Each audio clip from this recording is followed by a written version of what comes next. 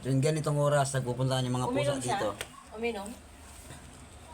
Dito sa tapat ng bahay. Hindi magalaga tayo pusa. Galing oh. Di ba?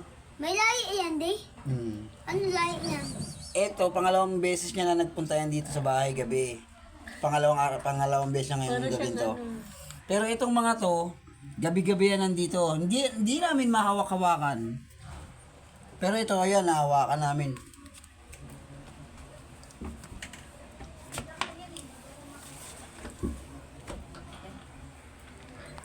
Ano, naghihintay pa kayo pagkain? Wala na. Tuna yung kinain nyo. Mamahaling kayo. Talaga, Ano? mahaling talaga. So, lumapit pa sa akin, oo, di ba? Gabi-gabi sila nagpupunta rito. Yeah, gusto niya magpahimas, oh. O, yan sila, oh, tahimik na. Mga busog na tatawa na to.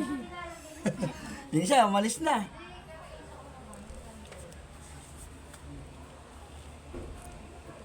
Para malungkot yan, no? Sino kaya may-ari nitong pusa na to? Tayo na lang mag-aling yan, di? Kanino kaya ang pusa to? Pangalawang gabi niya na nagpunta rito. Pinakain ulit namin. 3 beses na. Pangalawa pa lang, pangalawang gabi pa lang ngayon. Pangalawang beses.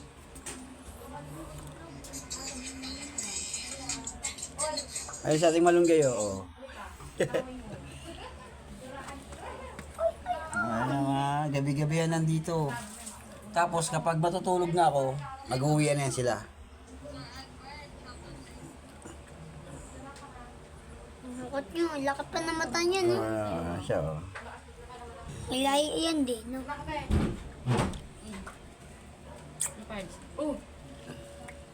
Binibisita ako ng mga pusa tuwing gabi rito eh. Napunta dito?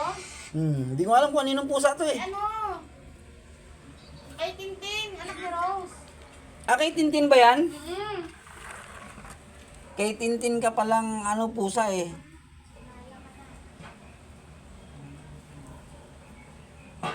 Baka wala pa dyan si Tintin. Ang daming pusa kanina. Tambay na siya rito. Di ba? Anong pangalan mo kaya? Mingming. Mingming. Minggay. Minggay. Baka ano, wala na pagkain. Bukas ulit. Balik kayo bukas ng gabi ulit. Pag uwi ko. Dapat pag English, di. Maintindihan nila yan.